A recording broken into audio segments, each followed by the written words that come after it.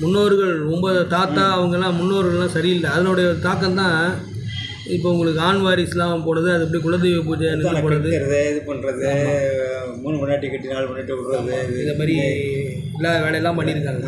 எல்லாமே இப்போ பூர்வீகம் எல்லா இருந்தும் பெண்ணாலையும் ஆணாலையும் பாதித்து போன வம்சம். அதனால தான் உங்களுக்கு ஆண் வாரிசு இல்லாமல் போனது. நிறைய கொலைப்பழி, வாழ்க்கை பிரிவினை பழி, இது மாதிரிலாம் நிறைய செஞ்சுவிட்டாங்க. 1 2 3 தாத்தாவோடைய அப்பா, அவங்களோட தாத்தா, இப்போ 3 தலைமுறை. இப்போ நீங்கள் இருந்து 3 தலைமுறையா, 6வது 5வது தலைமுறையிலேருந்து அந்த இது விரட்டிட்டு வருது. இடது பக்கம் உள்ளது ஆண் தாத்தாக்கு 3 மடங்கள் இருக்குது பாருங்க. ஒரு தாத்தா, அதுக்கு வீடு தாத்தா, அவங்க தாத்தாக்கெல்லாம் ஏதோ பண்ணியிருக்காங்க. சும்மா இல்லாமல் ஏதோ பண்ணி வச்சுடுறது.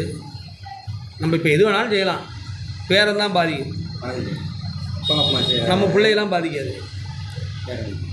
தாத்தா சொத்து பேரன் எல்லாமே சொத்து சுகம் பாவம் புண்ணியம் எல்லாமே. தொழிலெலாம் நல்லா சிறப்பாக இருக்குது. தொழிலில் ஆண் விரோதி ஒருத்தர் இருந்துகிட்டு இருக்காரு. தொழிலில் ஆதரவாக பெண் இருக்குது.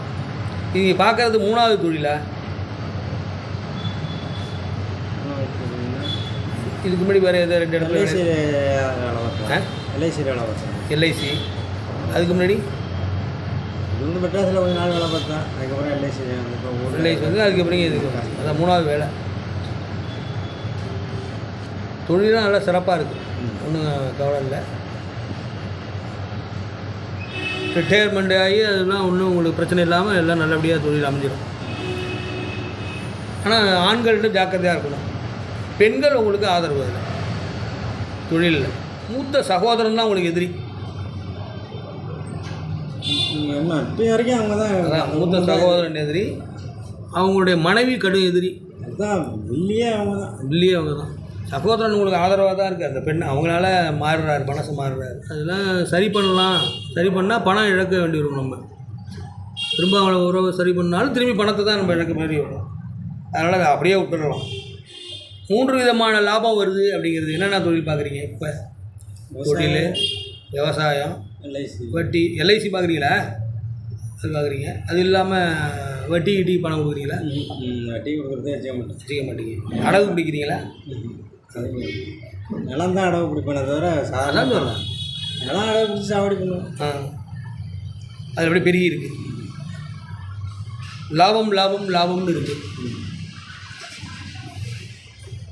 லாபத்தின் பெரும்பகுதி மூத்த சகோதரன். உங்களோட மூத்தவங்க யாரோ குடும்பத்தில் உங்களுக்கு விரோதமாக தான் இருக்காங்க. இளம் பெண் ஆதரவாக ரகசிய திருமணம் பண்ணிக்கல. சும்மா ஜாலியாக தாலி பண்ணிட்டு கட்டி விட்டீங்க. ஜாலியாக தாலி எல்லாம் அதெல்லாம் மடங்கியிருக்க. அதான் அண்ணன் மூத்த சகோதரர்.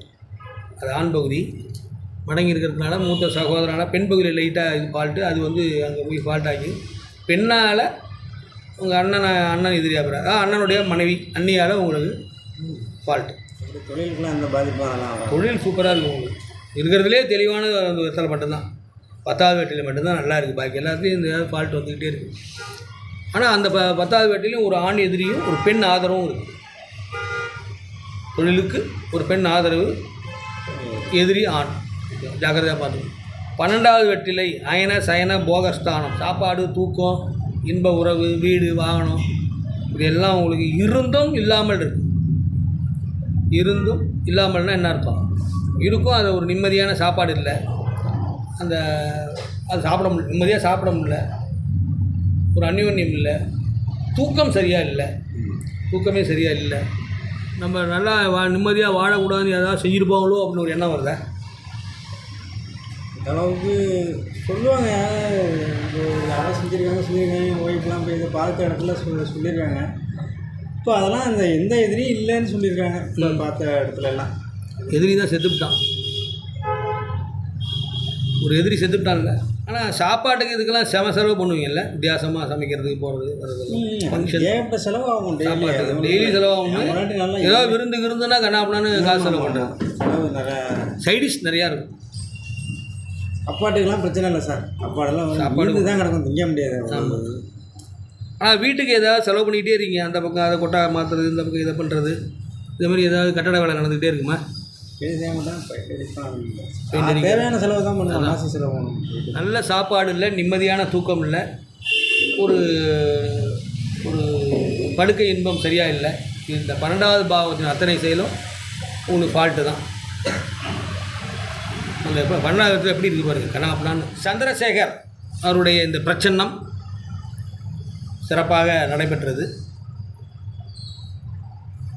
பெண் சாபம், சிசுகத்தி தோஷம், குலதெய்வ சாபம், பெண்ணால் ஆண் எதிரி போன்ற தாக்குதல் நிறைந்த ஜாதகர். இப்போ பார்க்குற ஜாதகம் எல்லாருக்குமே பெண் சாபம் தான் இருக்கான்னா, பெண் சாபம்லாம் உள்ளவங்களுக்கு தான் அந்த இது வந்துடுது.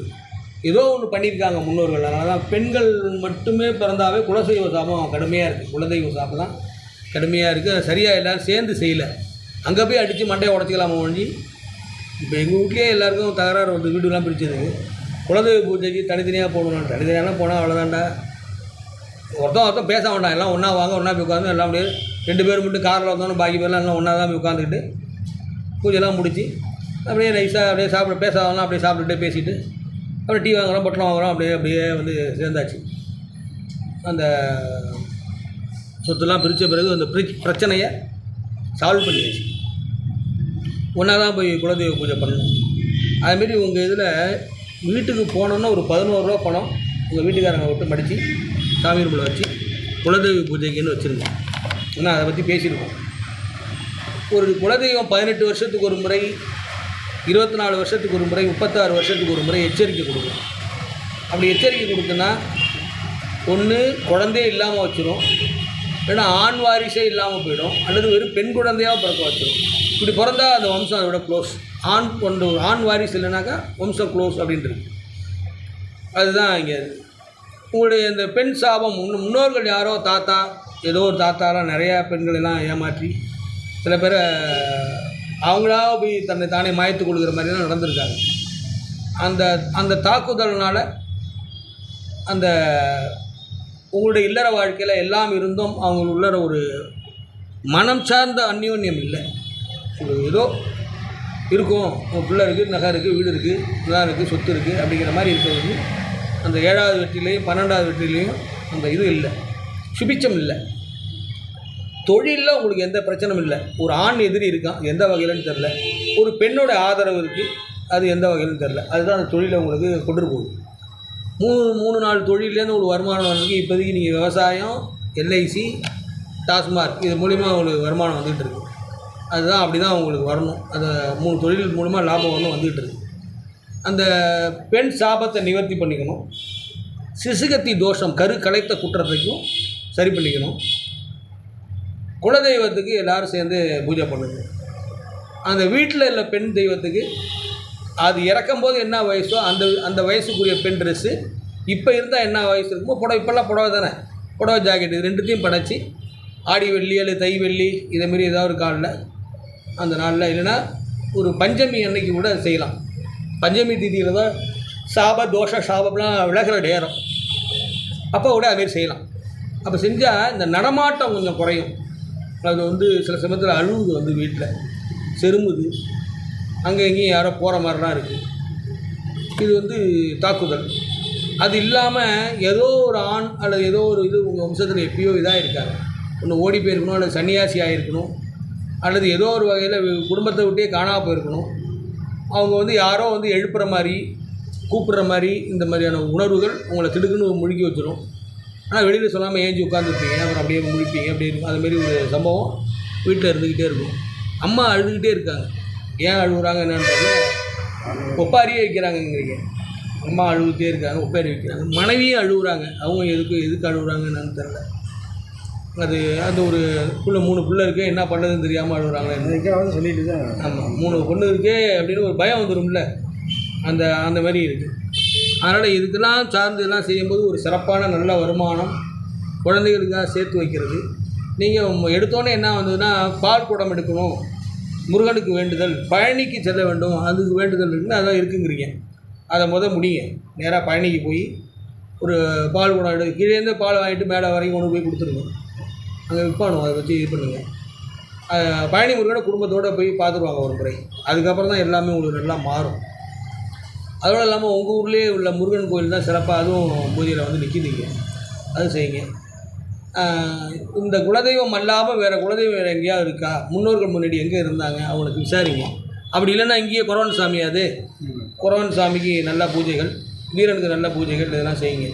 ஏன்னா சந்தனம்லாம் இப்போ ஒரு 6 மாதமாக 7 மாதமாக பூஜை இல்லாமல் இருக்குது. சந்தனம் பொட்டலமாக இருக்குது.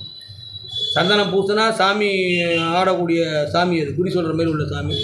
அதனால் அதை நல்லா திருப்திப்படுத்துங்க. அதுக்கு என்ன படையலோ அதை கேட்டு பூசாரியை கேட்டு அதை செஞ்சுருங்க. அதுக்கப்புறம் திருப்தி ஆகிடும்.